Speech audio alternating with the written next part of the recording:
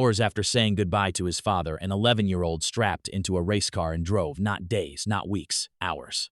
And what happened on the evening of June 2nd, 2026, at Charlotte Motor Speedway may be the most quietly powerful moment in NASCAR this year. On the evening of June 2nd, Brexton Busch, 11 years old, son of the late Kyle Busch, climbed into his neon green No. 18 Legend car and ran practice laps at Charlotte Motor Speedway in Concord, North Carolina. This was not a symbolic gesture arranged by a team or a PR move staged for cameras. This was a kid who went to the place he knew best and did the thing he has done his entire life. The session was part of the CookOut Summer Shootout, a weekly Legend car series that runs at Charlotte through the summer. Charlotte Motor Speedway posted photos of Brexton on track, and within hours, those images had spread across every corner of NASCAR social media. The night before, Kyle Larson had hinted at what was coming. After winning a dirt race in Iowa, Larson told reporters the Busch family would be gathering the following day to celebrate Kyle's life. Fox Sports reporter Bob Pockrass confirmed a private memorial was taking place. Then, on Wednesday morning, retired NASCAR legend Mark Martin posted on social media, "My eyes watered a lot yesterday." That was all he said. It was enough. Also present at Charlotte that Tuesday night were Kyle Larson, Kyle Larson's son, and Kevin Harvick Jr., the next generation of NASCAR, turning laps together on the same track where their fathers built careers. Brexton is set to race in round 1 of the CookOut Summer Shootout on Monday, June 8th. To understand why this moment carries the weight it does, you need to understand who Kyle Busch was, not just as a driver, but as a father and as a figure in this sport. Kyle Busch died on May 21, 2026, at just 41 years old. Complications from severe pneumonia progressed into sepsis, a condition that overwhelms the body's immune response and can cause rapid organ failure. His death sent shockwaves through NASCAR and through the broader sports world. He was not a driver winding down his career. He was actively racing, actively winning, and actively present in the lives of the people who mattered most to him. 6 days before he died, Kyle Busch drove into victory lane at Dover Motor Speedway in a Truck Series race. He led 147 laps in a dominant performance. He told reporters afterward that he was still feeling the effects of illness from the week prior at Watkins Glen. Nobody watching that race, including Kyle Busch himself, had any reason to believe it would be the last time he stood in victory lane. It was his 234th win across NASCAR's top 3 national series, more than any driver in the history of the sport. That number, 234, is not a typo. Kyle Busch holds the all-time record for combined victories across the NASCAR Cup Series, the NASCAR O'Reilly Auto Parts Series, and the NASCAR Craftsman Truck Series. He won the Cup Series championship in 2015 and 2019. He is NASCAR's all-time leader in Xfinity Series wins with 102 and in Truck Series wins with 69. He made 762 Cup Series starts with 63 victories. The records he set were not accumulated quietly. He set them loudly, aggressively, and without apology. But here is the dimension of Kyle Busch's life that matters most to this story. Since Brexton started racing at age 6, Kyle had been there, not just as a father in the stands, but as his crew chief, his coach, and his constant presence at the track. If you watched even one race weekend involving Kyle Busch in recent years, you saw Brexton nearby. The two were inseparable in the garage. Kyle did not treat his son's racing career as a weekend hobby. He treated it with the same intensity he brought to his own. The day after Kyle died, Richard Childress Racing announced it was suspending use of the number 8 car. The team stated plainly, the No. 8 is reserved and ready for Brexton Busch when he is ready to go NASCAR racing.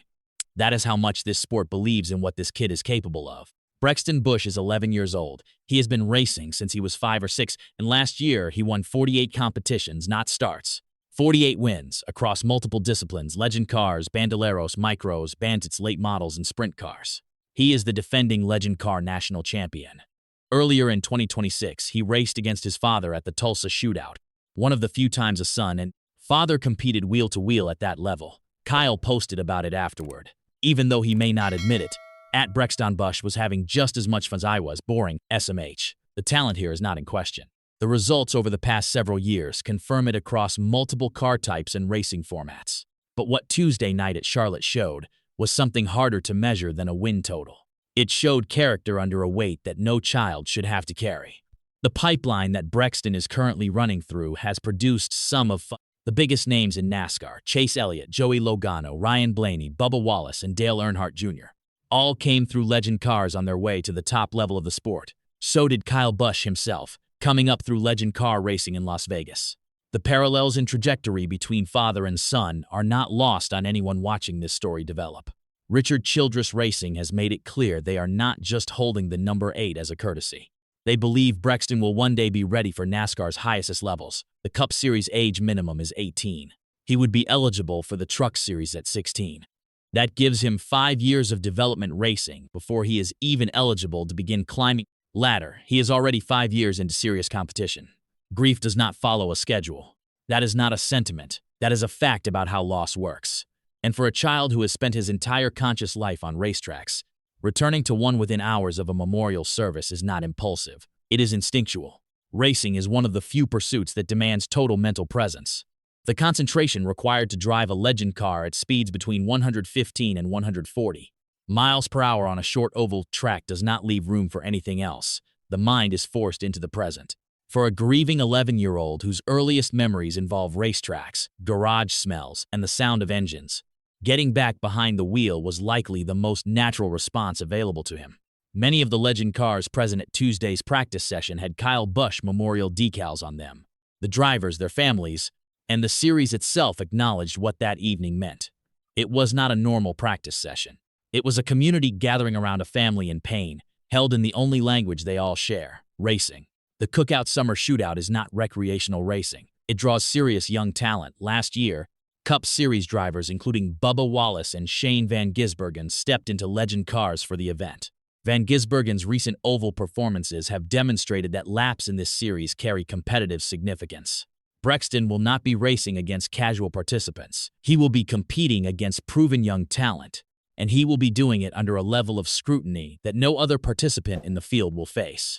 Every lap he turns will carry weight far beyond the result on the timing sheet. Kyle Busch came up through legend cars in Las Vegas. Brexton Busch is now running the same developmental pipeline, at the same stage on one of the most watched short tracks in the country. The story arc here is not subtle. NASCAR's reaction to Tuesday night has been a rare convergence of respect and admiration, and that is worth noting, specifically because this sports fanbase has always carried complicated feelings about the Busch name. Kyle Busch was one of the most polarizing figures in NASCAR history. He was booed at tracks across the country for years. He leaned into the villain persona, engaged in public feuds, and never softened his competitive edge for the comfort of critics. Fans either loved him or despised him, and very few occupied the middle ground. That dynamic has now shifted. Even people who spent years booing Kyle Busch from the grandstands are publicly acknowledging the weight of this moment. Seeing an 11-year-old honor his father by doing the one thing they both love together. That cuts through tribalism. Social media lit up the moment Charlotte Motor Speedway posted those practice photos, and the response was not divided along the usual fault lines. It was unified. At the Coca-Cola 600 pre-race ceremony at Charlotte Motor Speedway on May 25th, NASCAR CEO Steve O'Donnell addressed the Busch family directly in front of the entire Cup Series field. He said, "Brexton and Lennox, your dad loved you with all his heart. Everyone gathered here, everyone behind you, everyone watching on TV. And all those people up in that grandstand are your family. And we've got you." The crowd erupted. A rowdy chant broke from the grandstands. That is the weight of legacy Brexton Busch is now carrying and choosing to carry every time he straps in. There are 2 roads visible from here, and neither one should be dismissed. The first is the one NASCAR is quietly hoping for. Brexton uses the Summer Shootout as a competitive anchor, a structured environment where grief has somewhere specific to go. He channels what he is carrying into performance on the track. He earns the admiration of the garage not through sympathy, but through results. His career trajectory continues upward through the developmental ladder, and eventually, years from now, he climbs into a NASCAR Cup Series car carrying the number 8 that Richard Childress Racing has reserved in his name. Kyle Busch's legacy moves forward in the most meaningful way possible, through his son. The second road is harder to talk about, but it is real. The emotional weight of racing in his father's absence, of doing the one thing they always did together, now without him, could become a burden rather than a release. Brexton will be watched, analyzed, and emotionally loaded every single time he straps into a race car for the foreseeable future. That pressure is significant for any adult competitor. For an 11-year-old still in the acute stage of grief, it is an extraordinary amount to carry. Grief is not linear. The racetrack might feel like relief now and feel like a weight later. That does not mean the career ends. It may simply mean the road is harder and longer than it appears from the outside right now. Both of these roads are real. Anyone who tells you only one of them exists is not paying attention. Brexton Busch did not have to race on Tuesday, June 2nd. Nobody required it of him. There was no obligation, no contract, no external pressure demanding he be at Charlotte Motor Speedway that evening. He chose to go. Hours after saying goodbye to his father at a private memorial service, he went to the place where they had always been together, and he drove. That one decision, made by an 11-year-old on one of the hardest days of his life, tells you more about what kind of competitor he is going to be than any win total or championship title ever could. Now here is the question. Is getting back in the car this fast the right move for a grieving 11-year-old? Or is racetrack exactly where he needs to be right now? There is no wrong answer. Drop it in the comments. This is exactly the kind of conversation worth having. If the human side of full sport matters to you, the stories that go beyond the standings, the moments that happen away from the broadcast, subscribe. We cover all of it.